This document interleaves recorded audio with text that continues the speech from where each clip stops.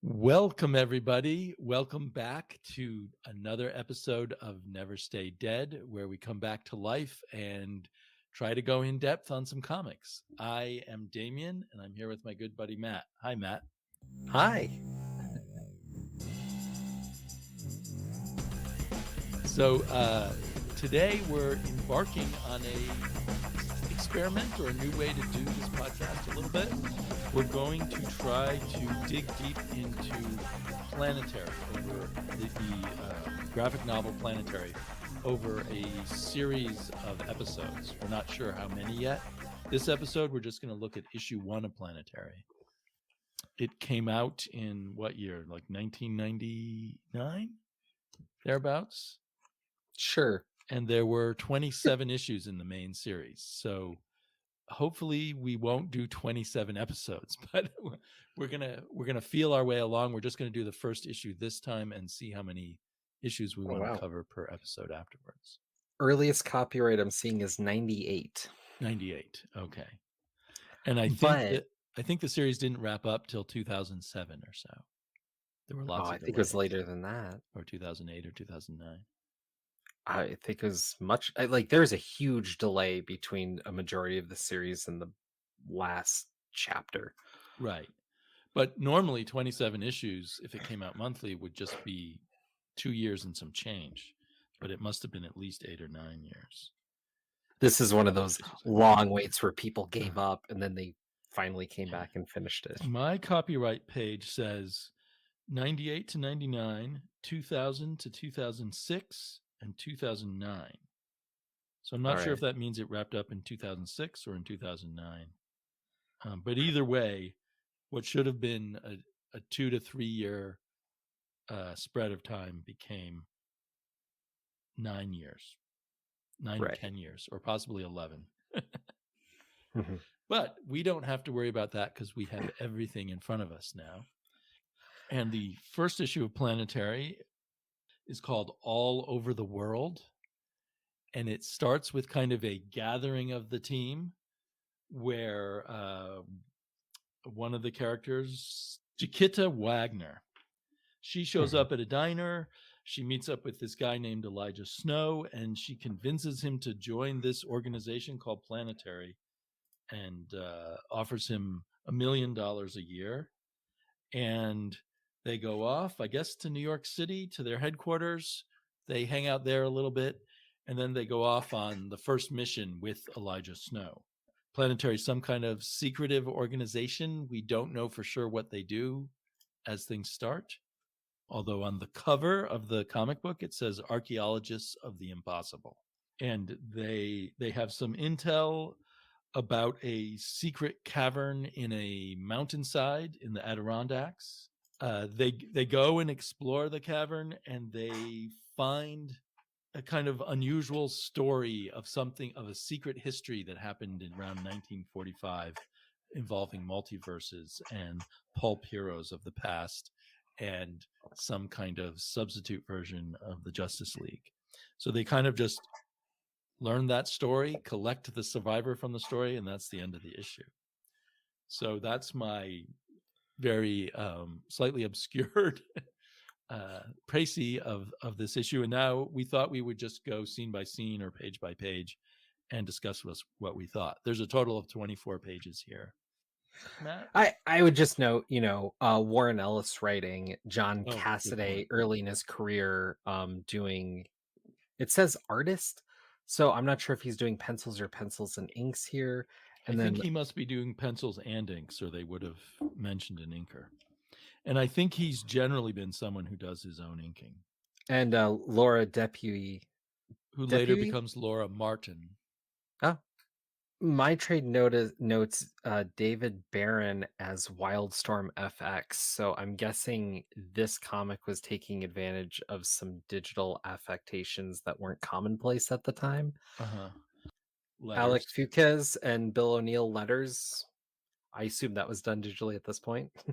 And then Ed Roeder, cover, logo, and book design. I've never seen anyone credited with a logo before, though it seems important. Well, every issue of Planetary has a different logo. Yeah, even still though, you think that would just be considered cover design, right? True. Normally? But maybe they hired, I mean, there are people who are experts in doing logos Mhm. in the commercial art world, so perhaps they hired someone just for that. Yeah, just interesting to have that credit, which was a big note in there. Ellis really wanted every cover to pop and stand out on the shelves, so that was a Yeah. big to do. And then this one got me. John Layman, editor Yes, I of noticed that. Chew fame. So, Right. Well, I knew he came out of editing and became a writer, so I just didn't know what he had edited. right. So let's talk about Planetary, Archaeologists of the Impossible. So, I mean, our first scene is in Mhm. a diner that appears to be in the desert with no other buildings anywhere nearby, Yeah. and a road that's kind of covered over in sand. Yeah, I've driven through a fair amount of the Midwest. I've never just seen a diner stand alone Right. like that. Well, they also have the script for the first issue, and he says this diner's in the Midwest, but it looks like some really deserty part of Arizona or New Mexico at the most. Looks It's more a like the very Wild abstract West. diner, I think. I'm Yeah. sorry, what'd you say? I said it's a little more like the Wild West. And so this guy dressed all in white is the only person in the diner except for the waitress. And he says, this coffee tastes like your dog took a leak in it. And the waitress gives back as good as she gets. And she says, the dog's got to go someplace. And she tells him, the air conditioning always goes crazy when you're in here. So if you'd like to leave, that's fine with me. And I think that's supposed to tell us something about the personality of Elijah Snow, who may be our main character, judging from the first issue. And then this woman dressed all in leather and a skin tight outfit comes in. And it's interesting because she says, is it cold in here then? I don't really feel the weather. And it Mhm. probably only in rereads did I notice that. So that's both telling us there is something weird about temperature around Elijah Snow, and this character Jacinta doesn't really feel things. It's supposed to be saying that, Chiquita, I'm sorry. but given that we're in this weird diner, we're 2 pages in, it just none of this quite registers because we don't really have a baseline for anything yet. Right. Because I've now read this issue 2 times just now, and I've read it a couple times in the past. Mhm. Noticing these things more. I think I just sort of read these things without them registering when it first time around. Honestly, wouldn't fault you if this is your first time reading, if these things don't quite connect. I don't think there's any reason that they would. I don't necessarily think it's poor writing either, because if you come around and read it again, it's going to have Right. more meaning. To me, that's one of the pleasures of the reason I like one of the reasons I like Planetary is these little simple details are part of the layers that he's building up. I think of Planetary as a ultimate stories within stories within stories kind of story, which I can enjoy when it's done well.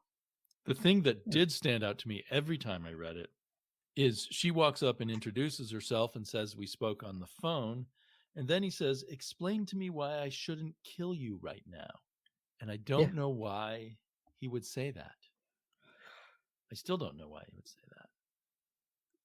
Because he's a clandestine kind of guy. I Hey, we spoke on the phone. I said you can find me at the diner. Oh, you showed up. Why shouldn't I kill you? Unless there's something else she said to him or some right. reason why he kills people. Well, what we know, I don't know if we know it by this frame or in short order, because my Mhm. memory isn't that tight, but he's in or around 100 years old. Right. He We learned that in this scene somewhere. Yeah. right. Um, he's He was born on the first day of the century. and he has this cold thing going on. He doesn't like other people at this point. You get the sense something made him jaded and detached. Right.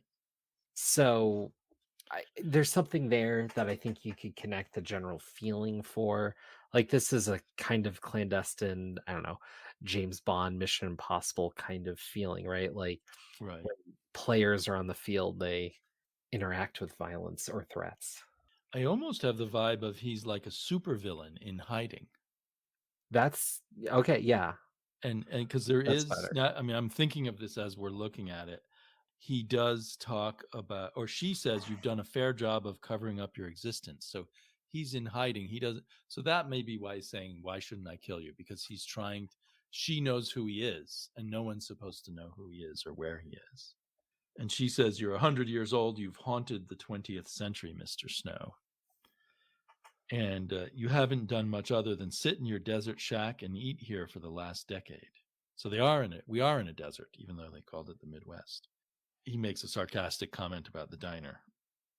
And then the next thing she does is just offer him a job that pays $1 million a year for the rest of your life, no matter how long you work for us.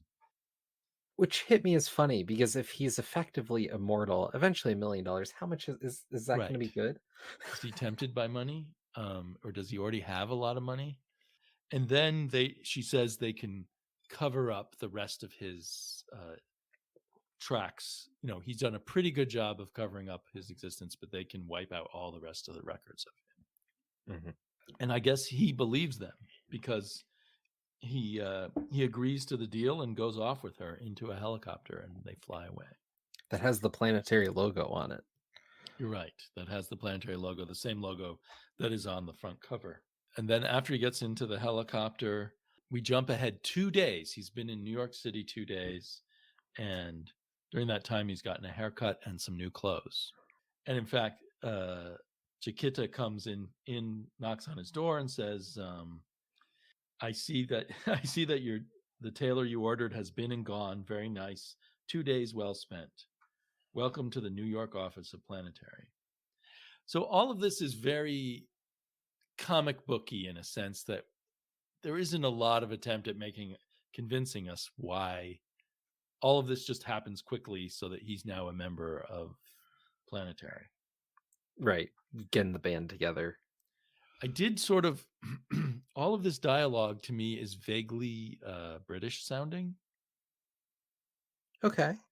You know, like I see the tailor you ordered has been and gone. Very nice. 2 days well spent. I just don't. I mean, it's not impossible that an American would speak that way, but I don't know. Been and gone, well spent. It's just a little. I And feel maybe hers is a bit more that way, European, maybe even. right. Elijah Snow's a lot more curt and generally is speaking less, though once he's on the other side of this, he seems to speak more. Yeah. And we'll see his character develop. I feel like this is a weird moment. I just generally across Warren Ellis comics, I generally like the first issue, but I rarely feel it's the height of where he's going. Mm-hmm. Right. This is all set up for bigger plans, I guess. But we're only what 5 pages in. Like the idea Yeah. that we're setting up a series Right. and He's it's gotten moving us this into it fast. quickly. Yeah, And he's given us enough little fun hints to make you go, oh, I wonder what this is all going to be about. Like this mhm, secret organization, and it can afford to pay $1 million. And right. so then he, by I guess the 6th page, is asking, who's paying for all this? And she tells him, well, there's a fourth man because there's three players, three main people in Planetary, and then there's an unknown, invisible fourth man who pays all the bills, Right. and he must be richer than God. Whatever we ask him for, he just gives us the money to do it. They Mhm. haven't even really explained what their goal is or anything. Right. And she does say to illustrate she doesn't know who the fourth man is. Could be Bill Gates, could be Hitler. I don't know. Right. Right. Which there's a bit of a range. Yes. And then he says, well, who's the third man? And she says he's waiting downstairs for us, and it turns out to be this guy who has the silliest name in the story, the drummer. Mhm. And in fact, Elijah Snow comments on that. He says, well, what's your real name? And he says, first name the, second name drummer. And the drummer has the super technology power. He can take those 1990s computers and make them do anything by tapping his drumsticks and magically, I don't know, whatever you can do magically in the minds of people in the 90s. He's read the entire Windows 98 manual, a feat no Yes. one else has accomplished. Right, which brings us back to Bill Gates, right? So maybe this is all Bill Gates too. And then as they're explaining that they need to go to the Adirondacks, he throws a bottle at Elijah Snow, and Elijah catches it behind his head without looking, which implies Elijah has some other superpowers other than just making the room a little cold. Mm-hmm. That felt very Wolverine to me. I don't know. Yeah, I suppose. It does seem like Wolverine would be able to do that too. I mean, just the reaction and Yeah. cool guy in the room. I don't know. But it is a noticeable moment, and it's weird how that's a very big action point thus far, because you realize we've just been talking, and now a thrown bottle is the height of our height of action so far. Right.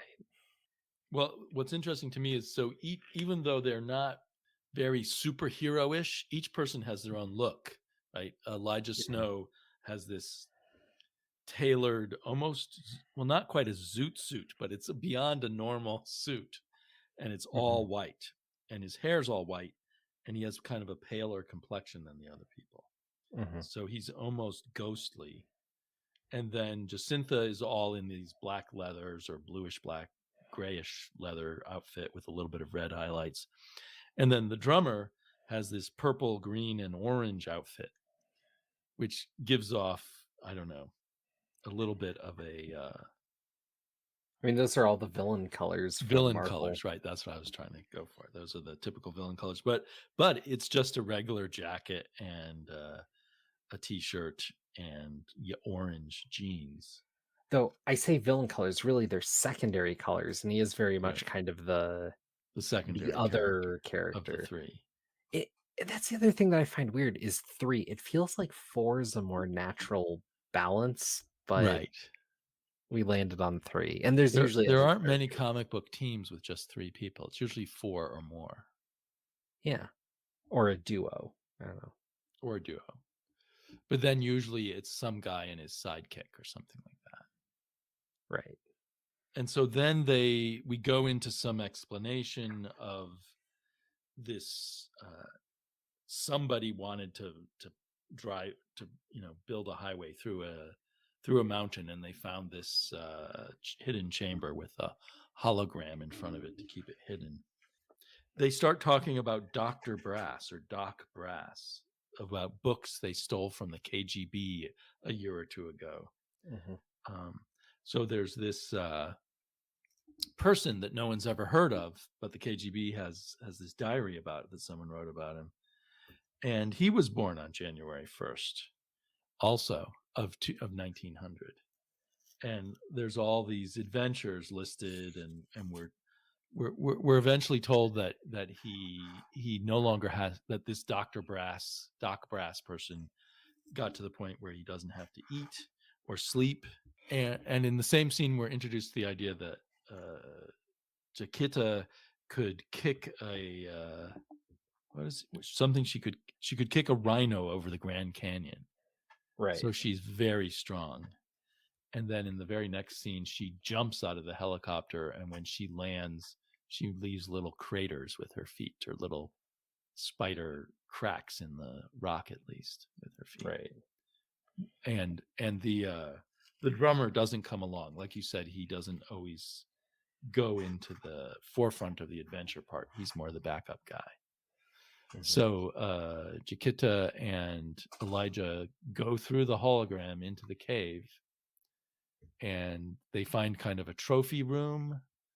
And I assume there's a lot of illusions here, but they went right over my head. Well, you know how Superman has a trophy room in the Silver Age, and I think in some iterations on the with the Justice League, they'll have a trophy room in some versions I've read, or in cartoons and stuff. Batman has one. Well, yeah, he has trophies all over his Batcave, right? Right. But this is like a special trophy room. They read the hull of the Carnell ship, the vestments of the Black Crow King, the murder colonels. So it's a trophy room, and maybe these are references to actual adventures from pulp heroes. Because on the very next page, they run into Doc Brass, who's laying there with his legs all twisted up and giant guns in his hands. And it's immediately obvious to anyone who has encountered Doc Savage before that Doc Brass is a take on Doc Savage, one of the most famous pre-comics pulp characters ever. Arguably the first superhero. Arguably. Yeah, I imagine there's tons of arguably the first superhero. He's certainly a huge inspiration on comic book superheroes because he had a lot of attributes that were copied by Superman and by Batman. Why I think that's important here is this is our first issue of Planetary, which is supposed to be the archaeologists into the weird, but also by the notes that we look through, supposed to very much be a superhero book. So by starting with who is arguably the first superhero, I think we're having a case for where Ellis is tracing the lineage to. Yeah. Before I read his notes in that proposal, I never thought of this as a superhero book. Neither did I. So I don't know if he is right, if Ellis is right that it really is a superhero book. I just don't remember because I never finished the series originally, and I just don't remember everything that I did read. But I took it as almost a pulp culture book. Yeah. Of all the different pulp culture kind of things, including superheroes. But maybe it's really a superhero book. Anyway, to me, I mean, I've read some Doc Savage and I've read other pulp material that isn't part of these series. That pulp is an influence on a lot of things, not just superheroes. And Doc Savage is kind of a superhero, but he's also kind of a James Bond type of thing. And, there's just all kinds of different ways you could look at him. Right. But he was supposed to have, from childhood, been raised scientifically to be the perfect man. And that's why apparently in this version of him, I don't know if he did in the pulps, not in the ones I've read, perfect himself so much that he didn't have to eat or sleep. And apparently doesn't have to age at this point. And it's interesting that he's called Doc Brass because Doc Savage was also called the Man of Bronze. I never quite figured out why. I guess he had bronze-colored skin for some reason, but that was part of his perfection. Because he's perfectly tan. And over him is this strange crystalline shape. Yeah. And again, in kind of comic booky way, he says, "You guys better be the good guys." And I guess he decides they are because he has no problem telling them all his secrets. So yeah, he just jumps into it. Where we get our first sort of full-on story within a story, right? He tells them a whole story of this secret group of heroes who are all pulp hero, all based on real pulp heroes. Could you point through them? Because I don't know. I could. I actually need help from his script. This Oriental guy with the long fingernails is based on Fu Manchu. Oh, okay. Although he doesn't look the way Fu Manchu is normally portrayed. Well, it was the 90s, so some of that had to go. Yeah. And then the guy next to him... The Spirit? No, the guy next to him who looks kind of like the Spirit is, I believe, called Operator 5. He was a real pulp character. But so in the script, Ellis kind of tips his hand to who the real character is, but then also gives them a different name. So he's calling him the agent. But Operator 5 was a secret agent in who had a series in pulps. Okay. And in the script, he describes him as a thin scar over one eye like Fleming's Bond, American suit and tie, blue like the spirits, shoulder holster under jacket, perhaps shades sticking out of breast pocket. So not all of these details were put in by John Cassaday in this. It's a lot of work being a comic book artist. You can't always put in everything asked for. And then next to him is someone who was called G8, who was a adventure pilot character in the pulps. Mm-hmm. And then on the other side of Doc Brass there with the goggles and stuff is Thomas Edison. So he's not actually a pulp character that I know of. The inventor, Thomas Edison. He looks like a different pulp character, so that's... Or maybe he's based on a pulp character. Who am I thinking of? But in the script, he calls him the inventor - Edison. All right. So maybe there was an inventor pulp hero too. And then there is, next to him is someone who they call, what do they call him? Lord Blackstock. But Lord Graystoke is the title that Tarzan inherited. Oh. Because his family were nobility in England, the Graystokes. So eventually, in the Adventures of Tarzan in the novels by Edgar Rice Burroughs, he discovers that he's the heir to the Graystoke fortune and the Graystoke estate over in England. So he both has his jungle kingdom and his estate in England. That explains the print on the shirt. And he says, "You came all the way from England for this, your lordship?" And he says, Africa, actually, visiting childhood haunts. Oh, and then this other character next to him, the spider. The spider. But he is, according to the script by Ellis, he's a cross between the Shadow and the Spider, both of whom were at one time popular pulp characters. But obviously the Shadow is more well known. And it's well known that a lot of Batman's aspects were taken from the Shadow, but maybe from the Spider too. Oh, definitely the Spider as well. Yeah. And he is portrayed as being very disturbing looking. And then they go on, Edison and Doc Brass, I keep wanting to call him Doc Savage, go on to explain this computer of theirs. And apparently they've already invented the regular binary computer, which I think it was just being invented around the time of World War II in real life in terms of a usable computer. Right. Being sort of theoretical computers before then for maybe 100 years before. So the fates of the computer and the atomic bomb are eternally linked. Strangely, this projector of theirs to me looks like the Green Lantern's lantern. I mean, yeah, it has that look to it. I don't know if was the original Green Lantern not a take on a pulp thing? I don't remember, because I know the original Green Lantern was more Oriental mystic brought to the West idea. There was a character called the Green Llama who was in comics, but I don't know if he was also in pulps. All right. Because some characters... Right. I almost feel like the Green Llama might have been from pulps. Some transferred to comics, some transferred to radio, and then others were... Yeah. And I'm not sure, but I think the Shadow may have started in radio and then moved to pulps. But anyway, I'm not sure. I don't know.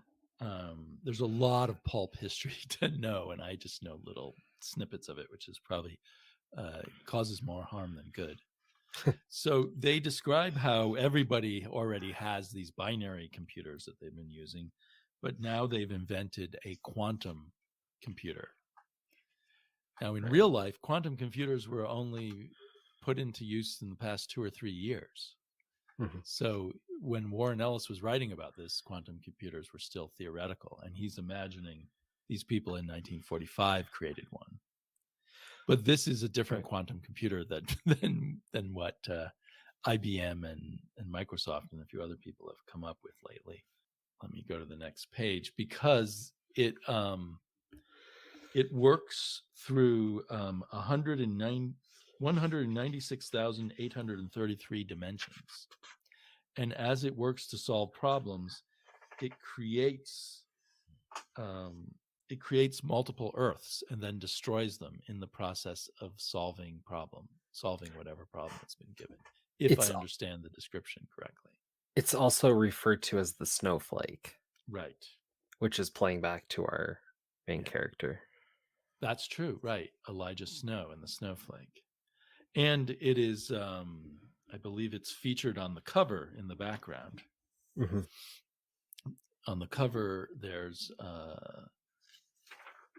the planet Earth is part of the logo, and then behind the logo and the planet Earth.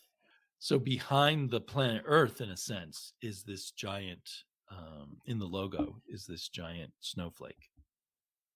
Right. So this is a horrifying vision of computing, because it's literally creating and destroying worlds. I don't really understand why that's necessary, but Warren Ellis clearly reads a lot of science reporting and cutting edge stuff, and then extrapolates from that into kind of, and he probably reads a lot of, hardcore science fiction too, I imagine. And he loves throwing out these kinds of ideas. And that's part of what I love about Warren Ellis, actually, is the wacky kind of hard science fiction ideas he's got. It's a very to make it equatable to something, I guess, it's very much in the vein of Star Trek as to how hard and soft it goes with the sci-fi. Like, he'll take any idea for a story, but when it comes to these concepts, he wants to root it in something at least theoretically possible, which I feel like gives it an extra grounding and makes it more, I don't know. Right. I mean, I feel like he's taken a kind of artistic interpretation of quantum physics and its possibilities, Yes. and really thought about it. And I don't even know if they do that on Star Trek, but possibly. Depends on the episode, roughly. He said, I want to read this, if you don't mind. This is the shape of reality, a theoretical snowflake existing in 196,833 dimensional space. The snowflake rotates. Each element of the snowflake rotates. Each rotation describes an entirely new universe. The total number of rotations are equal to the number of atoms making up the Earth, which has got to be in the quadrillions. I mean, I think there are trillions of atoms in a human body, so I have no idea how many in the Earth. It's huge. Mhm. Each rotation makes a new Earth. This is the multiverse. Now, one thing I got to say is, I'm at this point in my comic book reading, I am so sick of the term multiverse, but I don't think that jumped out at me as an annoying cliche when I read this, probably in 2000 or so, whenever the first trade came out. Well, and here we're interpreting the multiverse not as a clever way to navigate continuity. This is the first issue. This is getting to the multiverse, which, if you understand the basis of how you get to the multiverse, is that we are in, a galaxy that is within a universe. To talk about the multiverse is to talk about the scope of existence. And so this is talking about the scope of everything. And Right. it's evoking that, which I think is a little more interesting than here's 10 versions of Batman. Right. This is And it's playing playing with the on. idea that the multiverse has this kind of quantum nature where things flicker in and out of existence. A Right. whole universe can be created and then destroyed just by the spinning of the of the particles that this quantum computer uses. And so you see this if you go to the next page, this mosaic kind of like tendril, Right. and like each one of those little dots is supposed to represent some portion of the scale, right? Right. And yeah, And it's the then there's this magnitude. image of all these Earths between the talons of the Fu Manchu character. Mhm. And then we learn that the entire structure of the room they're in is the computer. A computer created in 1945, but Well, computers, then were the entire rooms. That's how it is Right, now. One of right. those quantum computers would just be, laptop But or if you had with a modern technology with a quantum computer as we now imagine it could be very tiny. So if you had a quantum computer that large, the computing capacity of it would be impressive, which still hard to convince me that would be really a computer that creates and destroys universes in the hundreds and billions, hundreds of Mhm. thousands to billions at a time. But Right. it's a really cool concept. It's for people who are willing to sort of go onto this high level or highly abstract level of science fiction. And then from across this multiverse, another group of heroes whose universe is about to be destroyed and they know it somehow breaks through and comes face to face with our group of pulp heroes. And this is clearly a play on the Justice League. You Right. could point to the Any Superman, Wonder Woman. experienced any Yeah. experienced DC reader is going to figure out who these people are. Yeah. They look cool. I mean, uh, the artist John Cassaday went to enough trouble to sort of redesign each one. Maybe the least redesigned one is the Martian Manhunter. But we've got a blonde character with a shield, a woman who could be like Wonder Woman, and a Superman-like character. I like his Mhm. outfit in particular. A Green Lanternish character, a Flash-like character, and a sort Aquaman. of an Aquaman that looks a bit like the creature from the Lost Lagoon or something. Yeah. Creature from the I, Black Lagoon. I don't like that Batman, but Uh-huh. Oh or yeah. The Devilman, Batman is Butterfly. kind of goofy looking, but in kind of a creepy way that I kind of like. And so a battle ensues. This is all still in 1945. It's the story within the story. Hmm. And they have this huge battle. And much to my surprise, the pulp heroes kind of win. I mean, everyone dies except Doc Brass. But Doc Right. Brass is able to take on the Superman character.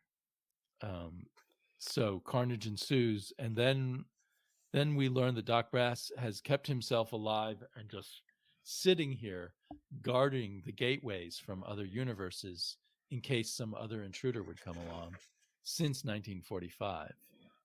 And he asks what year it is, and he says he's guessing it's 1970, but I presume it's 1998, 1999 Right. when the comic was published. Then they take him away on a stretcher to a special hospital, fly him off in a helicopter, and Chiquita and Elijah are on the mountaintop, and they say, he says it's a strange world, and Chiquita says, let's keep it that way. Hmm. But so what I don't get is he said he was guarding the gateway, and now he's okay leaving just because they've come and found him. Hmm. As I would have liked some confirmation that they think they've closed off the gateway, or there's some reason why he would say, okay, I'm done. I don't need to guard this gateway anymore. But maybe we'll come back to that. I don't recall. Yeah. I mean, clearly there's an organization here, and they'll put something on it. As we entered this book, everything went very quickly. As we exit, everything goes very quickly. And Right. as you're talking about it, I just very much got the sense that, the planetary organization would just post some people there, but they're not people of consequence. They're not Right. R3.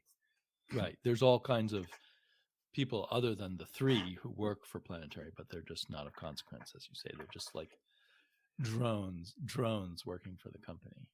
Hmm. Like you and I are at our jobs, or I was at my job. You are Right. at your job. At least I assume. At my company, there literally was the big three at my company, and the rest of us, from their point of view, were just in the backdrop. And if they were going to have visitors to the company, they would tell us to dress nice that day so that we would look more professional. Mm. But other than that, there wasn't much interaction. But anyway, you're right. Everything is wrapped up. On every step of the way, it's sort of everything's easy. And the thing that he spends the most time on is describing this whole quantum universe thing. And I think, for me, I was charmed from the very first issue, the first time I read this, just because of the promise of so much layering of story. And Mhm. I'm kind of a story person, the mythos kind of stuff. So even though on a reread, it's like, wait a minute, all of this happens too quickly and people aren't asking enough questions, it definitely hooked me to want to read more. I think it's a solid first issue that shows some promise, and I think as you get into a little more, you see more of that promise. I Right, think it's a good first issue also in that sense that it's not setting up more than it can deliver or chew on. I've definitely seen first issues that are the most exciting and bombastic of at least the first chunk of the series, right, and this isn't. It's a lot of place setting, it's a lot of introduction, but it's also only an issue, and in this issue, there is also a little tight story also delivered. I do also believe as we go on, things are a little better because you don't have to have that first half set up. You right. don't have to, Yeah. introduce everyone. So, yeah. Yeah, because in his proposal, Warren Ellis says that he wants each issue to be a little standalone short story slash song on an album kind of Mhm, idea. Let me see if I can find where he says that and give a quote. Planetary will be told in self contained single issues. Think of each issue as a 3-minute pop single. And elsewhere, he says, we treat each issue like a new single from a band, and we play each story like a very short movie.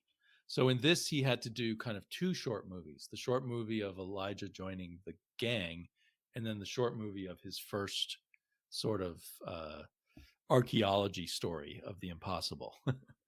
And I when I started reading this, I got the very slim first trade, probably in mhm. 2000 or 2001, and so I immediately went on to the next issue. And when it kind of delivered on the promise of the first issue, I think maybe that's when it fully hooked me.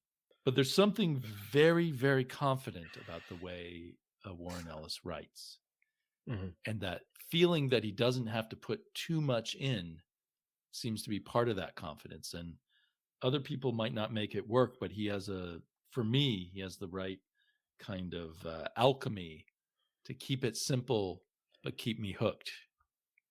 Well, and with someone with an impressive bibliography, this is one of his standouts by any Right. measure. It's one I've heard mentioned time and time again as one of those things you have to read. Though I think this is one that maybe is given more trepidation, I guess. Like I've heard more people be afraid to approach this comic than a number of other comics because it's playing so much on history and has so many quick references. But I think Right. what works well is for the most part, I think if you don't understand the references, the story works well enough integrating them that if Very true. you don't know and you can still enjoy the story, but if you do know, there's an extra little layer there for you. Right. I mean, we went through and explained a little bit of who all the pulp characters were, but it really doesn't matter at all.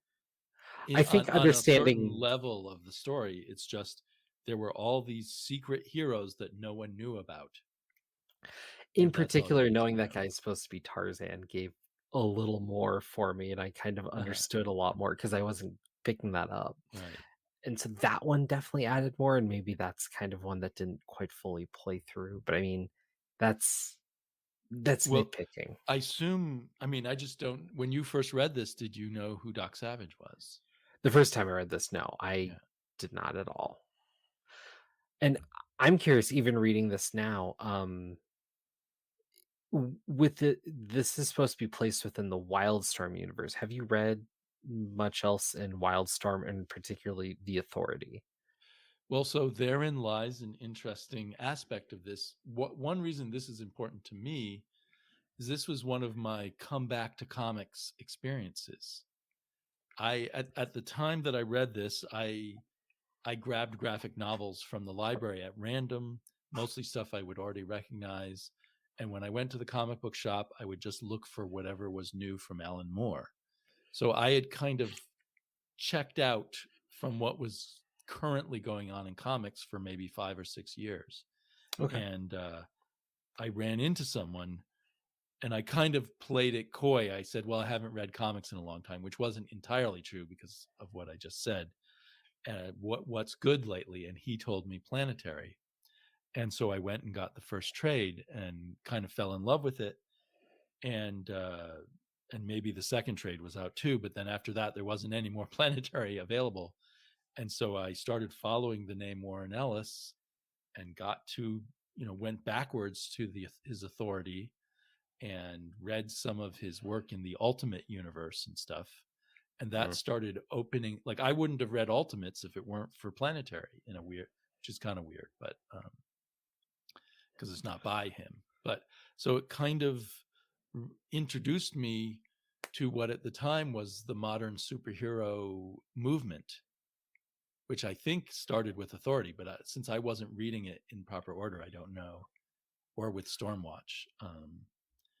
Right.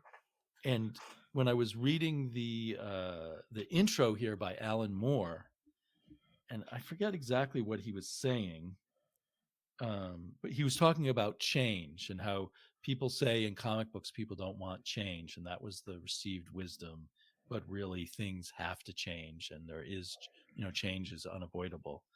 And I was thinking that somehow I connected, and I think he mentions maybe in some vague passing how the comics industry almost died, right? Marvel went bankrupt, sales tanked out, most people who were working in comics had to go find other jobs. And out of the ashes of that image period where the artist was supreme, what survived was these writer-driven comics, and some small group of writers, perhaps led by Warren Ellis, but looking back to what Alan Moore and some other people did, started reshaping the modern superhero comics into something new. I think they were able to kind of rewrite on top of the formula. And you can tell me I'm wrong, but anyway, that's my sense. But I wasn't there when it was happening. I hit Planetary and then started looking around for other stuff by Warren Ellis. So I don't think you're necessarily wrong per se, but I would dial back on some of the importance you're placing on Ellis here, because what Ellis is doing within this and is part of Wildstorm at the time, which he is one of the biggest components. Well, I'm not talking about Planetary, but what he did before Planetary, like with Authority. Right. Well, and Authority is spinning out of Stormwatch, which is running concurrent with Wildcats just within Wildstorm, much less Image at large, which is a major driving force in the industry at the time. But also, while Marvel's going bankrupt, there's a handful of books that are pushing things in different ways, and DC as well, which DC isn't owning this stuff yet, though they will. Right. Eventually, when Jim Lee comes through. When Jim Lee sells Wildstorm to DC. Right. And so there's a lot of interesting stuff going on at the time. Plus smaller indie branches that are trying to pop up and take advantage of the big two, in particular being softer than normal. And that doesn't pan out for pretty much any of them. So when I read this originally, I never thought of it as a Wildstorm book because I didn't know about Wildstorm until somewhat later. And even then, I just didn't make the connection. I think it remains. And I'm not saying it isn't, but I'm just saying I didn't see that. Right. I don't think it's until later that there's some lighter connections. But the biggest one for me is with Warren Ellis, and the character of the drummer is very similar to the character of the doctor or the shaman Authority. Right. So, and I associate those characters with Warren Ellis because I haven't read the earlier versions before Warren Ellis. The reference to the person born on the first day of the century. There's Also that character. What's her name? Jenny something? Jenny Sparks. Jenny Sparks. and somehow her importance or power derives from having been born to be the character representing the century. So I don't know. I have a sense of this group of writers coming up out of the ashes of the comic book industry that was kind of ruined by both the collector surge and the super overemphasis on art over any kind of story, and making story the most important. The whole thing treating the history of superheroes in an archaeological way and creating a new layer. So Alan Moore talks about how you can't not have change. That they no longer tried. The generations after Stan Lee at Marvel were trying to just keep replicating what Stan Lee did, but they just had stopped trying to do that, and they came up with their own kind of new things and rejuvenated, at least for a while, I think, the superhero genre. Because I found the whole Ultimate line early on very exciting, and very refreshing. And I was suddenly interested in the Fantastic Four and the Avengers and the X-Men again, which I hadn't been for a while. I think the initial blush of the Ultimate line was mostly pretty strong. I think the Ultimates doesn't hold up, but the Four, the X-Men, and Spider-Man book all hold up until they reach about Ultimatum, and then it falls apart. Yeah. And this was in that era. And you have the rise of Bendis, you have the rise of Ellis here. I mean, you have some works from Alan Moore coming out in different places. You have Neil Gaiman. No, I guess he kind of came and went from the comic industry. He occasionally dipped back in to make a star turn. Right. I think you had Mike Carey maybe as part of this generation too. In or around here, yeah. I mean, I forget if this is about when he's on Wildcats doing his. Oh, I see. I didn't even know he was on Wildcats, but I knew he was doing exciting things on X-Men. I don't know if this is a proper characterization, but they took a lot of what in my mind was kind of a vertigo approach to writing and applied it more to superheroes. And so it just gave it all a much more adult feeling, not in the because we're being ultra violent or showing more boobs, but in taking a more sophisticated view of what a world with superheroes is like. And Warren Ellis in particular, really emphasizing the science fiction side of it, right? There were a lot of interesting things in Authority that had kind of a science fiction feel. The whole, or I don't know if he came up with them, but I'm used to them because I read his Authority with the bleed, that was sort of between realities and that kind of thing that they had their headquarters in. The Authority was his thing, at least for a while, and he architected it from Stormwatch. And then eventually it went through some creators, and pretty famously, I think it was... well, Mark Millar worked on the Authority. Yeah. And then Ed Brubaker, because I remember you talking about his run on it. Yeah, and that was after. But I mean, in particular, they pulled kind Miller... of a Squadron Supreme with Ed Brubaker. But... Yeah. Miller and the Oatmeal Man, Quitely, were on the Authority and then got pulled into X-Men, so their run just didn't finish.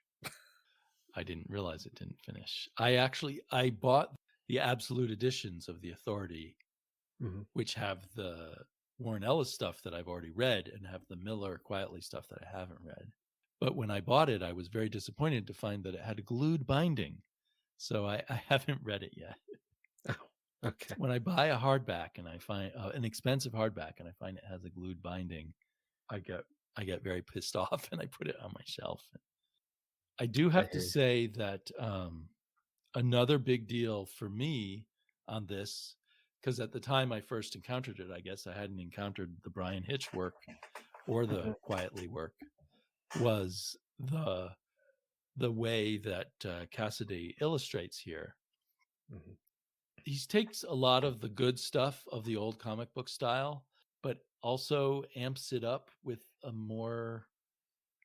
I don't know how to put my finger on it. It's not just illustrative, but I don't know. There's a boldness to the image, and I think this Quietly does similar things, but I think Cassaday does it very well. We're looking right now at the first image of Doc Brass, and I don't know. There's just something really cool about the way he frames and arranges his characters and his panels. There's a lot of interesting detail for like texture and contrast. Right. And yeah, I mean, it's John Cassaday, but I mean, to my understanding, this is the work that kind of put him on the map for everything else. That's what I thought too. I looked him up and said that he was already a fan favorite for work he'd done on the X-Men, which I'm not aware of. I know he did work on the X-Men later with Joss Whedon, Right. but he said before this, he also had gotten a rep from some kind of X-Men work. Of course, my source could be wrong. I was just looking around on the internet trying to Yeah. figure out, the ordering of Cassaday's career. But certainly, the reason I knew of him and the reason why I picked up Joss Whedon's X-Men was because Cassaday was on it, because I already loved Cassaday's work from here. Yeah. I yeah, I'd rather So read this than that run again. So I yeah. feel like that school of artists who came up through the Warren Ellis and other projects of the time also added something special and new. I mean, they always talk with Brian Hitch about the cinematicness, but just an extra sense of drama to each scene, because maybe a little extra thought was put into it. I mean, a lot of what he's doing here would be what John Buscema did too, with the different angles and always mixing up your camera shots and stuff. But then even an extra layer of thought put over that to make each image extra striking. Yeah, I mean, this is some top tier comic creation. I mean, composition, detail, writing, trust in your partner to go through, Yeah. especially on a first issue. A lot going on here. And I'd be kind of curious to peek the script because I know Ellis isn't necessarily like Alan Moore to the level Right. of scripting, I but don't think anyone is, but yeah, I know what you mean. He's yeah. more minimal. Well, I don't know. Is he minimal or is he More sane? minimal compared to Alan Moore, who's Who's writing a novel per page? right, who's writing pages and pages for each page. Somewhere near the back of this digital trade is the script. One of the I mean, I'm pages. looking at it, seeing the scope, and I mean, by the way, he's laying out the dialogue and all that. That's pretty minimal. I mean, you're setting up the scene and you're Right. putting out the dialogue, and Now, on certain pages, like page 14, where we first see the round table of all the pulp characters, he does a description of each character. I read you the one that looks like the spirit, and we saw that Cassaday did not put in all those details. But we see things like, some he says a lot about, and some he doesn't. Like the spider is the millionaire, like the shadow, only without supernatural powers and far, far crazier. A genius, but possessed by the need to save the world. Batman with guns and no mood stabilizers. Long leather coat, slouched hat, guns visible. A spider design down one breast of his long coat in gray against the black. So some of those details are not even useful visually, because he's this whole stuff about him being like Batman but without the drugs controlling his moods or something, implying that Batman uses drugs to control his moods. But Batman with guns and no mood stabilizers. So anyway, he's just sort of throwing out some clues, which I don't know if we ever come back to the spider at all. I don't recall. So it may be more information than was needed. But then in the illustrations of the spider, he has like a metal mask, or metal parts of his face are metal, which is not mentioned here in this description. right. And I mean, I think some of it's left up, but I mean, from that, I get a grimace, a mood disposition away from the others. So it is an interesting way to go about it. Yeah, but it sort of seems to me that the artist throws in ideas about these characters visually that aren't necessarily in the script. Well, I mean, in the script isn't so detailed that you wouldn't. I mean, and some of that I think is healthy to leave certain details or ideas up to the artist and let them tell some of the story too. So it's Yeah. interesting, but it is an interesting blend, and that is odd. The opening, he says, American desert, morning, brilliant sunlight on the sand, eye-burning blue and yellow, blaze of silver, chromed frontage of a 50s diner out here in the middle of nowhere. Inside, to find alone in the place, aside from the miserable waitress behind the long plain counter, a man at a table nursing a coffee, miserable. So there's a lot of detail there, but it leaves a lot of room. And if you look, I'd have to flip a lot of pages here digitally. But if you look at the beginning, Cassaday made a lot of choices on that. Like the diner, the way he did the diner is a whole interesting design. It almost looks like a piece of a kitchen stove or something, a toaster oven or a microwave or something. Mm-hmm. He's a fairly minimal scripter, but I think he includes enough information to give the mood of things for the artist. I've seen less. And well, maybe you've looked at more scripts than me. I've looked at some, and it's interesting to see certain writers, especially certain writers with certain pedigrees, and how they go about things. Mm-hmm. Like I know, for instance, Straczynski definitely puts more down. Right. Alan Moore is an outlier, so I almost don't want to even reference him anymore. And then I've seen certain Bendis scripts that are almost less than this. That's interesting. But some Bendis scripts are so more much in the dialogue. Well, but that's the thing, is he's doing so much on dialogue. So when you actually, like, once you get past the dialogue, the page description is, I guess it's about that, but I haven't seen Bendis ever do anything like that round table kind of a deal. Not that I've read every one of his scripts by any imagination. Well, I've heard say that, as they're working with an artist, they see what the artist does, they start writing their scripts in different ways. Mm-hmm. So this is the first script, and that's all they include at the back of the book. But who knows what his 10th script to John Cassaday might have been. They might have shifted in their working. He might have even included less detail or more detail, depending on whether he liked what Cassaday did with his scripts.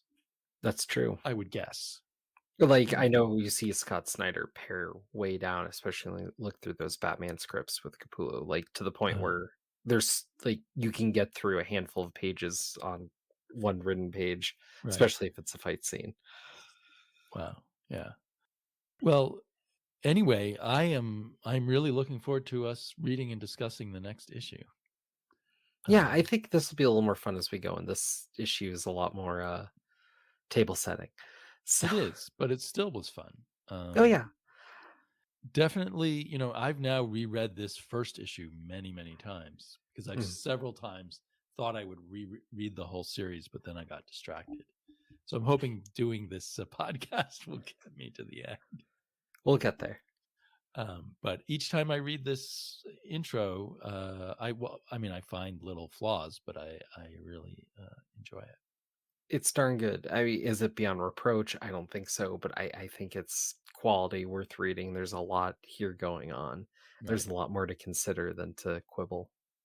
Yeah, and I don't know, but I could easily imagine this eventually just being kind of looked at as a comic of its era. You know what I'm saying? Representative of a certain period in time of the way comics were done. I definitely could see that, though. I think Planetary is a little interesting to try to put to a time because it's pulling from so much. Yeah. We'll get more to that as we continue through. Yeah, so, I don't know if any characters will die and come back to life here, but we will be back soon. Perhaps in a week or two. There we go.